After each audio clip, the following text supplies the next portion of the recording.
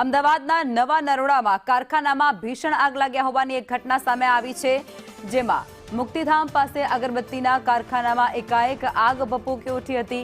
Amarnath estate મુક્તિધામ પાસેની આખી ઘટના છે। જોકે ફાયર વિભાગે 10 જેટલી ગાડીઓ સાથે આગ પર કાબુ મેળવી લીધો છે। એમસીના 2 જેસીબી મશીન સાથે ફાયરની ટીમ તાત્કાલિક ત્યાં પહોંચી હતી અને તેમના દ્વારા સતત પાણીનો મારો ચલાવી લેવામાં આવ્યો અને ત્યારબાદ આગને કાબૂમાં પણ લેવામાં આવી છે।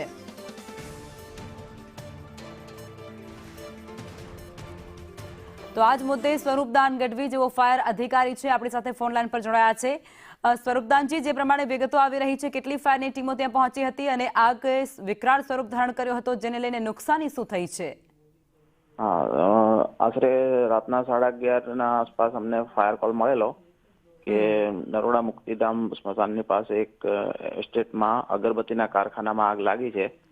તો અમે પ્રથમ અમારે નરોડા જીઆઈડીસીની 2 ફાયર વ્હીકલ લઈને પહોંચ્યા। તો આગ મોટું સ્વરૂપ હતું એટલે વધારે ગાડીઓનું ટર્નઆઉટ કરાવીને આશરે 10 ગાડીઓ ટોટલ અમે આગને કાબૂમાં લેવા માટે વાપરી અને ટોટલ અગરબત્તીનો સામાન, રો મટીરિયલ અને બધું સળગી ગયું કમ્પ્લીટ।